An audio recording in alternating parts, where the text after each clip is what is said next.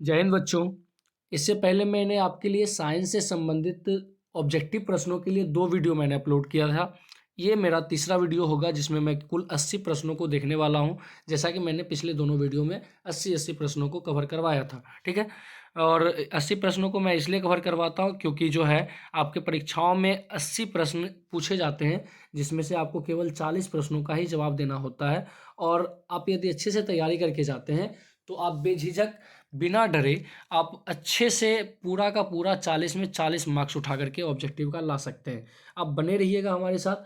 मैं एक एक करके हर एक सब्जेक्ट का वीडियो आपको देने वाला हूँ। ये हमारा साइंस का तीसरा वीडियो है। इसके बाद जो है और एक एक करके मैं आपके लिए वीडियो लाता रहूँगा, ठीक है।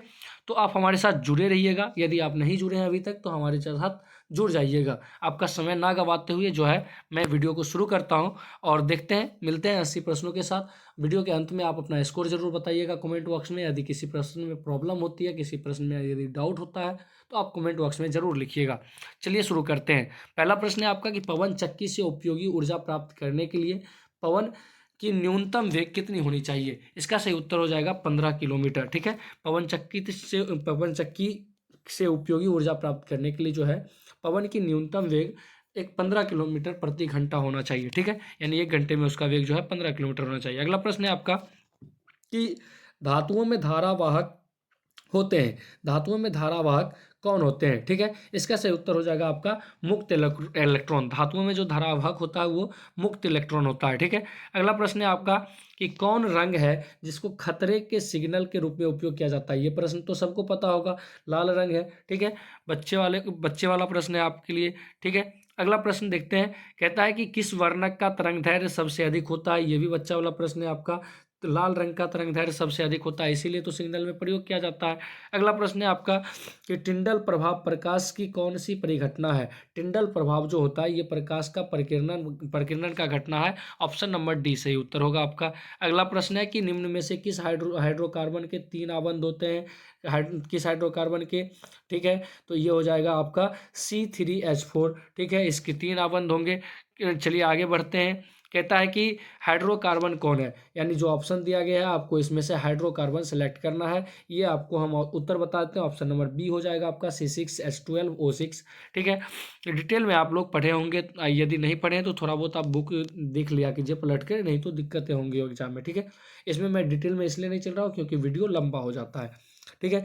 अगला प्रश्न है आपका कि निम्न में से कौन सा असंतृप्त हाइड्रोकार्बन है, या जो दिया हुआ है इसमें से कौन सा असंतृप्त हाइड्रोकार्बन है। तो इसका सही उत्तर हो जाएगा आपका C2H4।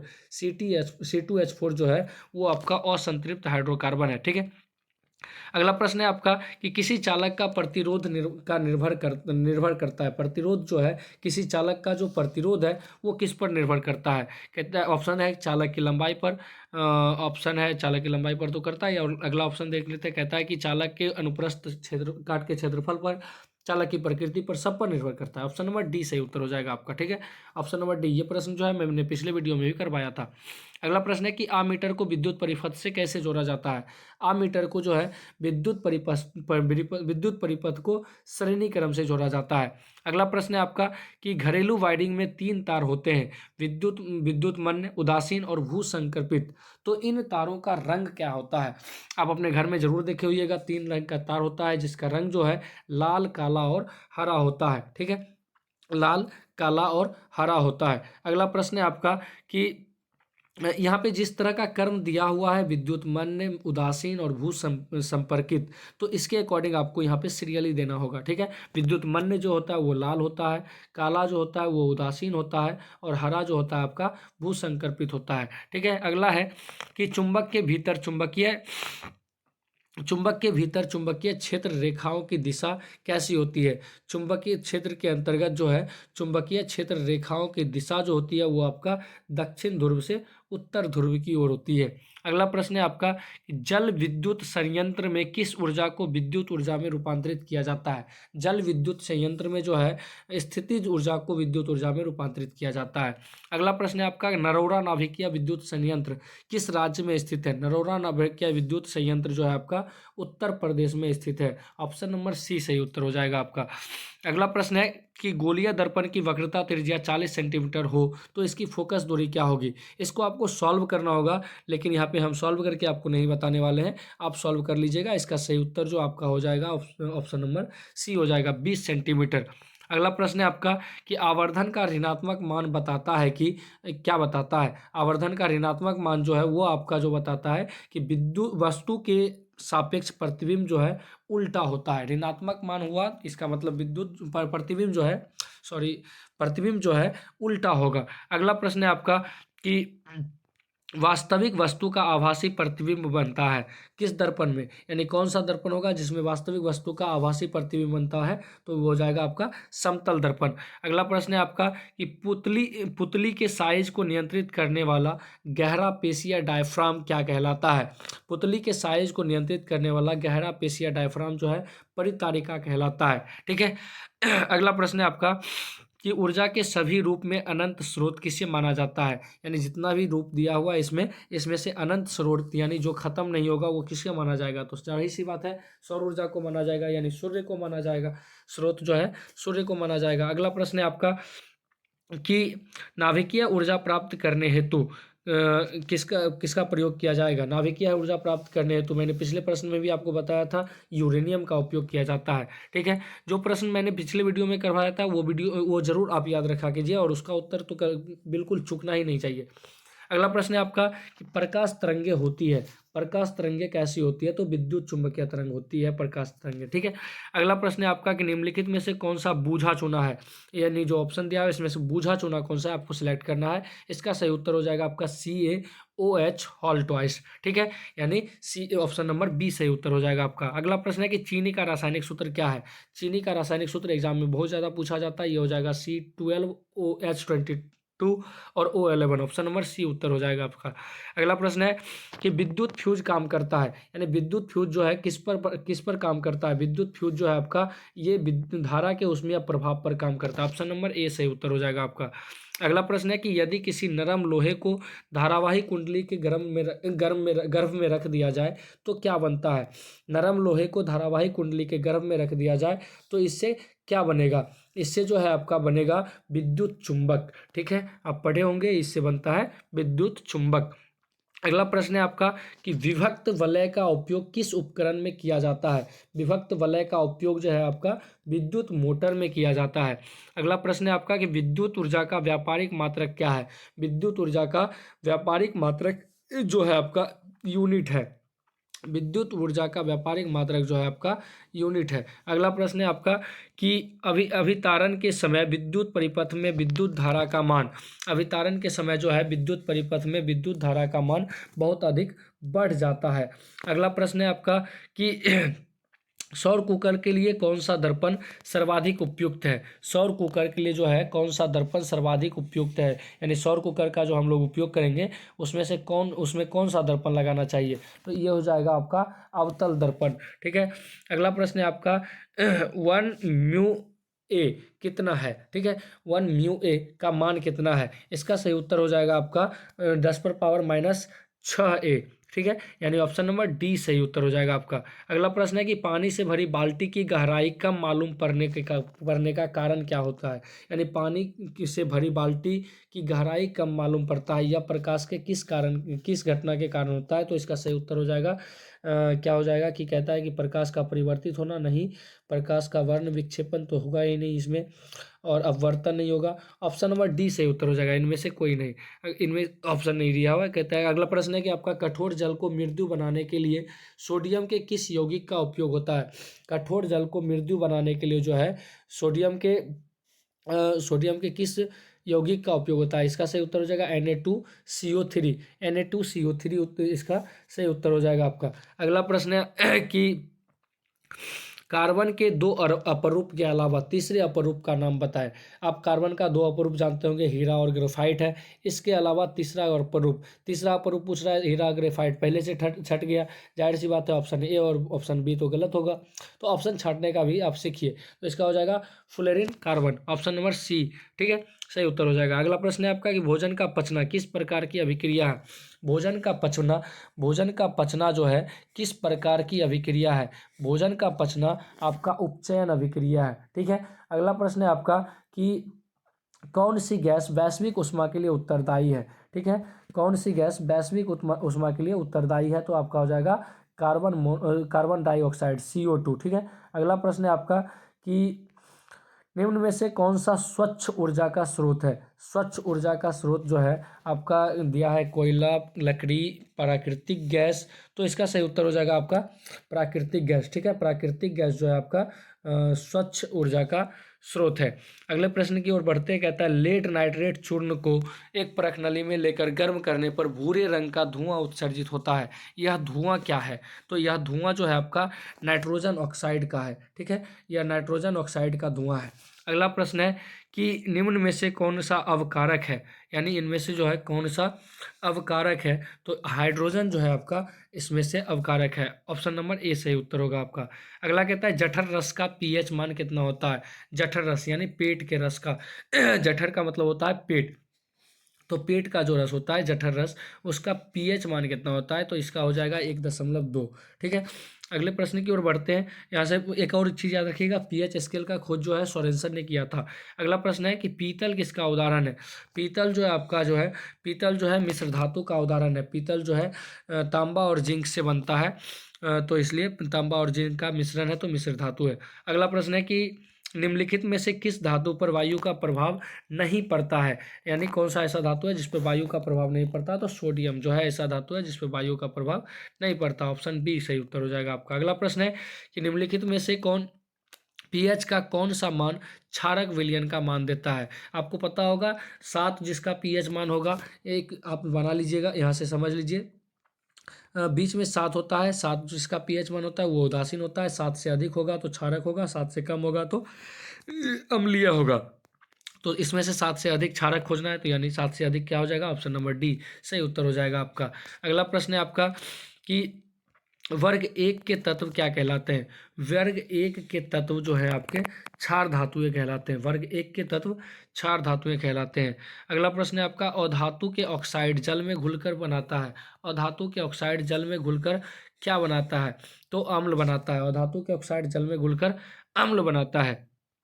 अगला प्रश्न है आपका कि बॉक्साइट निम्नलिखित में से किस धातु का अयस्क है। बॉक्साइट जो है एल्यूमिनियम का अयस्क है। ऑप्शन नंबर सी सही उत्तर हो जाएगा आपका। ठीक है। मेरी आवाज़ पे गौर नहीं कीजिएगा, आप लोग पढ़ने पे ध्यान दीजिए, क्योंकि मेरे गले में खराश है सर्दी की वजह से। आप लोग सर्दी से बचे रहिएगा, सर्दी बढ़ रहा है। आपकी परीक्षाएं नज़दीक है, और परीक्षाएं नज़दीक है इस वक्त में यदि आपका तबीयत पे प्रभाव पड़ता है तो आपकी परीक्षाओं पे प्रभाव पड़ेगा। ठीक है। तो आप अपने स्वास्थ्य का भी ख्याल रखिए और पढ़ाई का भी साथ ही साथ ख्याल रखिए। ठीक है। अगला प्रश्न है कि बॉक्साइट में निम्न में से किसका अयस्क है, तो मैंने बता दिया एल्युमिनियम का अयस्क है। अगला प्रश्न है कि एथेनॉल सोडियम से अभिक्रिया कर कौन सा गैस बनाता है। एथेनॉल जो है सोडियम से अभिक्रिया कर जो है ये आपका हाइड्रोजन गैस बनाता है, H2। ऑप्शन नंबर ए सही उत्तर हो जाएगा आपका। अगला प्रश्न है कि सोडियम जिंकेट का रासायनिक सूत्र क्या है। सोडियम जिंकेट का रासायनिक सूत्र इसमें से आपका हो जाएगा Na2ZnO2। ठीक है। ऑप्शन नंबर डी सही उत्तर हो जाएगा आपका। अगला प्रश्न है कि अक्रिय तत्व कौन है। आपको पता होगा कि 6 अक्रिय गैस है,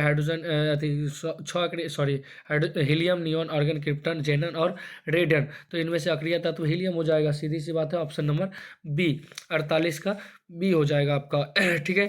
अगला प्रश्न है आपका कि सिरका में निम्न में से कौन सा अम्ल पाया जाता है।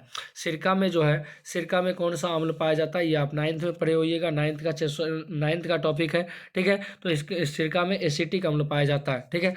अगला प्रश्न है कि चींटी के डंक में फॉर्मिक अम्ल पाया जाता है। फॉर्मिक अम्ल जो है चींटी के डंक में है, और एसिटिक अम्ल जो है आपका सिरका में पाया जाता है। अगला प्रश्न है कि CNG का पूरा नाम क्या है।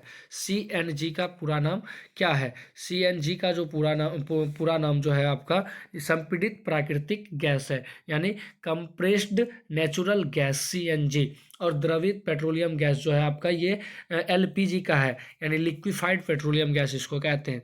आपको दोनों में से किसी का एक पूछ सकता है एग्जाम में, इसलिए दोनों ध्यान में रखिएगा। अगला प्रश्न है आपका कि निम्नलिखित में से कौन सहसंयोजी यौगिक है? तो ये आपका मीथेन हो जाएगा, ऑप्शन नंबर ए CH4 सहसंयोजिक यौगिक है। अगला प्रश्न है कि मानव में बुद्धि एवं चतुराई का केंद्र कौन सा है, यानी मस्तिष्क का कौन सा भाग है जिसमें बुद्धि और चतुराई है? ठीक है, यानी आप लोग बहुत ज़्यादा होशियार हो गए हैं। ये आपके मानव का ये आपके मस्तिष्क के किस भाग से होता है? ये आपका सेरिब्रम होता है। ठीक है, बुद्धि और चतुराई का केंद्र जो है आपका सेरिब्रम है। अगला प्रश्न है कि किशोरावस्था में होने वाले परिवर्तन को क्या कहते हैं? किशोरावस्था में जो परिवर्तन होता है उसको क्या कहते हैं? इसको प्यूबर्टी कहते हैं। ठीक है, अगला प्रश्न है कि कीटों के पंख और चमगादड़ के पंख किस तरह के अंग हैं? कि चमगादड़ और कीटों के जो पंख हैं वो किस तरह के अंग हैं? तो ये हो जाएगा आपका समजात अंग, ऑप्शन नंबर ए सही उत्तर हो जाएगा। अगला प्रश्न है कि इष्ट में जनन होता है, यानी इष्ट में जो है जनन किसके द्वारा होता है? इष्ट में मुकुलन के द्वारा जनन होता है। अगला प्रश्न है कि यूरिया का निर्माण होता है, यूरिया का निर्माण कहाँ पे होता है? यूरिया का निर्माण जो है आपका यकृत में होता है। अगला प्रश्न है कि निम्नलिखित में से कौन सा घटक हमारे शरीर के लिए आवश्यक है? ठीक है, ये जो है आपका विटामिन जो आवश्यक है ही, खनिज लवण आवश्यक है, पोषक तत्व भी आवश्यक है, इसलिए आप इसका जो है उत्तर ऑप्शन नंबर डी से उत्तर हो जाएगा। ठीक है, अगला प्रश्न है कि ऑक्सीजन का वाहक कौन है? ऑक्सीजन का वाहक इनमें से कौन है? ऑक्सीजन का जो वाहक है ये आपका जो है RBC है। ठीक है, रेड ब्लड सेल्स, यानी लाल रक्त कणिकाएं, ये जो है आपका ऑक्सीजन का वाहक है। अगला प्रश्न है कि घटपर्णी जो है, यानी जिसको इंग्लिश में पीचर प्लांट कहते हैं, पीचर प्लांट कहते हैं, ये जो है आपका किसका उदाहरण है? घटपर्णी किसका उदाहरण है? घटपर्णी जो है आपका कीटभक्षी पादप का उदाहरण है, यानी एक ऐसा पौधा है जो कि कीट खाता है। अगला प्रश्न है कि तापमान, वर्षा तथा पवन पर्यावरण के कैसे कैसे कारक है? तापमान जो है वर्षा तथा पवन पर्यावरण के कैसे कारक हैं? तो तापमान जो है, तापमान जो प्रभाव डालता है ये हो जाएगा आपका, ऑप्शन देख लेते हैं। कहता है जैविक कारक है, भौतिक कारक है, या फिर मृदीय कारक है। तो इसका उत्तर हो जाएगा भौतिक कारक, ऑप्शन नंबर बी सही उत्तर हो जाएगा आपका। अगला प्रश्न है कि कौन सी बीमारी श्वसन तंत्र से संबंधित है? श्वसन तंत्र से जो संबंधित है ये आपका हो जाएगा निमोनिया। निमोनिया जो है श्वसन तंत्र से संबंधित है। अगला प्रश्न है कि निम्नलिखित में से कौन सा संवाहक उत्तक है? संवाहक उत्तक इनमें से कौन सा है? तो ये हो जाएगा आपका एपिडर्मिस संवाहक उत्तक है, फ्लोएम भी है, ऑप्शन नंबर डी सही उत्तर हो जाएगा। बी और सी, जाइलम ये नहीं, एपिडर्मिस नहीं होगा, फ्लोएम हो जाएगा, जाइलम हो जाएगा, ऑप्शन नंबर बी और सी सही हो जाएगा। ठीक है, ऑप्शन नंबर डी। ठीक है, ऑप्शन नंबर डी सही उत्तर हो जाएगा इसका। अगला प्रश्न है कि जैव विविधता का विशिष्ट स्थल है, जैव विविधता का विशिष्ट स्थल क्या है? जैव विविधता का जो है विशिष्ट स्थल आपका वन है। अगला प्रश्न है कि पादप हार्मोन साइटोकाइनिन सहायक है। पादप हार्मोन जो है साइटोकाइनिन किसके लिए सहायक है? पादप हार्मोन जो है साइटोकाइनिन वो आपका प्ररोह के अग्रभाग की लंबाई में वृद्धि के लिए सही है, तने की वृद्धि के लिए भी उपयोग में आता है, पादप का प्रकाश की ओर मुड़ने के लिए भी सही है, इनमें से सही भी सही है। ठीक है, ऑप्शन नंबर डी सही उत्तर है आपका। ठीक है, ऐसे प्रश्नों में क्या होता है कि ऑप्शन नंबर ए देख के आप प्रहार मत कीजिएगा। ठीक है, ऑप्शन नंबर यदि सभी वाला हो तो आप सभी ऑप्शन को पढ़ लिया कीजिए। ठीक है, अगला प्रश्न है कि मस्तिष्क का कौन सा भाग शरीर की स्थिति तथा संतुलन का अनुरक्षण करता है? ठीक है, इसका सही उत्तर हो जाएगा आपका अनुमस्तिष्क। अनुमस्तिष्क जो है शरीर की स्थिति का तथा संतुलन का अनुरक्षण करता है। अगला प्रश्न है कि प्रयोगशाला में संश्लेषित पहला कार्बनिक यौगिक कौन सा है? प्रयोगशाला में संश्लेषित पहला कार्बनिक यौगिक जो है आपका, इसका सही उत्तर हो जाएगा आपका ऑप्शन नंबर सी, NH2CO, ठीक है। अगला प्रश्न है आपका कि प्रकृति में ऑक्सीजन का संतुलन कैसे बना रहता है? प्रकृति में ऑक्सीजन का संतुलन जो है ये आपका प्रकाश संश्लेषण से बना रहता है, क्योंकि पौधे जो है कार्बन डाइऑक्साइड हमारे द्वारा छोड़े गए कार्बन डाइऑक्साइड को ग्रहण करते हैं और उनके द्वारा छोड़े हुए ऑक्सीजन को हम लोग ग्रहण करते हैं। इस तरह से ऑक्सीजन प्रकृति में बना रहता है। अगला प्रश्न है कि ओजोन के एक अणु में कितने परमाणु हैं? ओजोन के एक अणु में कितने परमाणु हैं? इसका सही उत्तर हो जाएगा आपका 3, ऑप्शन नंबर सी ठीक है। अगला प्रश्न है आपका कि हीमोग्लोबिन की कमी से क्या होता है। हीमोग्लोबिन की कमी से, हीमोग्लोबिन के कमी से जो है आपका यानी रक्त अल्पता होता है, जिसको हम लोग इंग्लिश में क्या कहते हैं, एनीमिया कहते हैं। ऑप्शन नंबर ए सही उत्तर हो जाएगा आपका। ठीक है। अगला प्रश्न है कि रेजिन एवं गोंद कहाँ संचित रहता है। रेजिन और गोंद जो है पुराने जाइलम में संचित रहता है। अगला प्रश्न है आपका कि निम्नलिखित में से किसे रक्त बैंक के नाम से जाना जाता है। रक्त बैंक, ब्लड बैंक के नाम से किसे जाना जाता है। ये जो आपका प्लीहा है, प्लीहा को आपको रक्त बैंक के नाम से जाना जाता है। अगला प्रश्न है कि हृदय के वेस्मों का शिथिलन क्या कहलाता है। हृदय के वेस्मों का शिथिलन जो है आपका डायस्टोल कहलाता है। ठीक है, डायस्टोल कहलाता है। अगला प्रश्न है कि टेस्टोस्टेरोन स्रावित होता है। टेस्टोस्टेरोन कहाँ से स्रावित होता है। टेस्टोस्टेरोन जो है आपका वृषण से स्रावित होता है।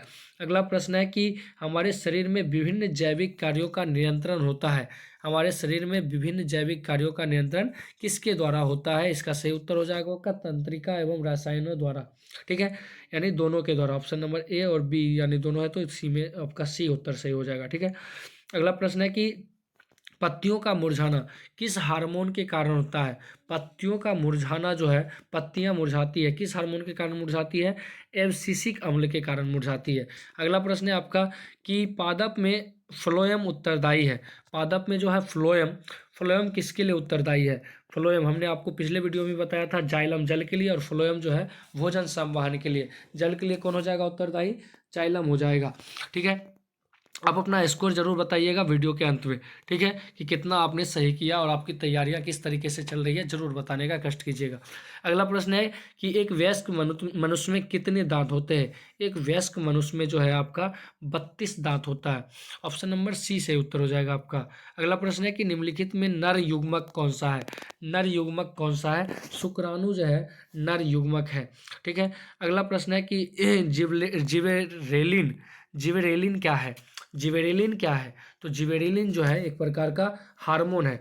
इसी के साथ आपका ये वीडियो भी समाप्त होता है। मिलते हैं किसी अगले वीडियो में किसी और टॉपिक के साथ। तब तक के लिए जय हिंद,